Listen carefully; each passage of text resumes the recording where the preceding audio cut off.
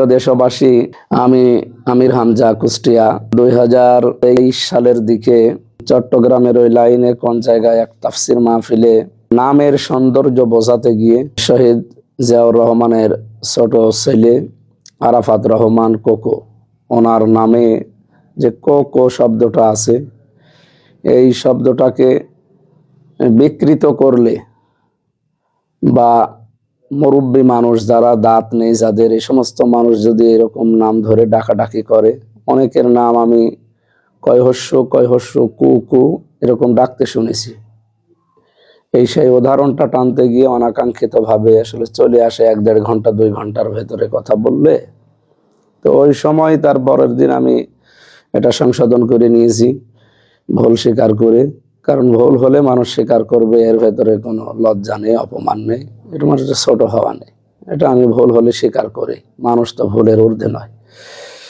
এরপরে আবার কিছুদিন পরে যখন এ নিয়ে কথা উঠেছিল, আমি আবার লাইভে বলেছিলাম এই বিষয়টা, যে আসলে এটা অনাকাঙ্ক্ষিত। 1-1.5 ঘন্টার ভেতরে এরকম 2-1টা স্লিপ অফ টান হতে পারে। এটা আমি উদাহরণ হিসাবে সুন্দর নাম বা কোরআনে কারিমের সূরা আরাফের যে আয়াত পড়লাম, তিরমিজি শরীফের যে হাদিস, কানা ইউগাজ্জিরুল ইসমাল কবিহা, তিরমিজি শরীফে নবীজি জানিয়েছেন হযরত আয়েশা থেকে বর্ণিত, যে কোনো খারাপ নাম তিনি যদি শুনতেন ওই নামটা পাল্টিয়ে দিতেন। আমরা এই উদ্দেশ্য নিয়ে আসলে কথাগুলো বলতে গিয়েছিলাম। তো আমার ভুলের জন্য আমি মাফ চেয়েছি, ক্ষমা চেয়েছি, সংশোধন করে নিয়েছি। আশা করছি আল্লাহ আমাকে মাফ করে দেবে। কিন্তু এটাকে এতদিন পর, এত বছর পর যারা এখন হঠাৎ করে রাজনৈতিক স্বার্থ চরিতার্থ করার জন্য এই ভিডিওগুলো কাটছাট করে, আগে কি বলেছি 1 ঘন্টা, পরে কি বলেছি আধা ঘন্টা, এগুলো নেই।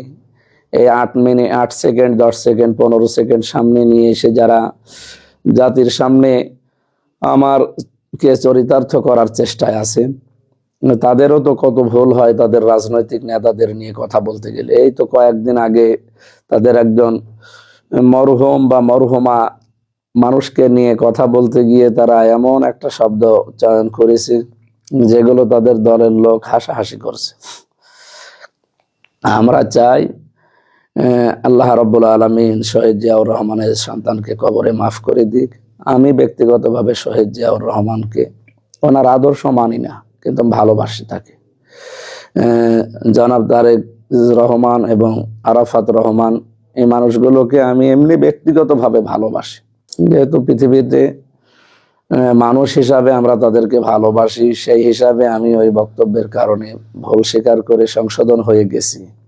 তো এখন যারা নতুন করে এগুলো করছেন তারা কি জবাব দেবেন?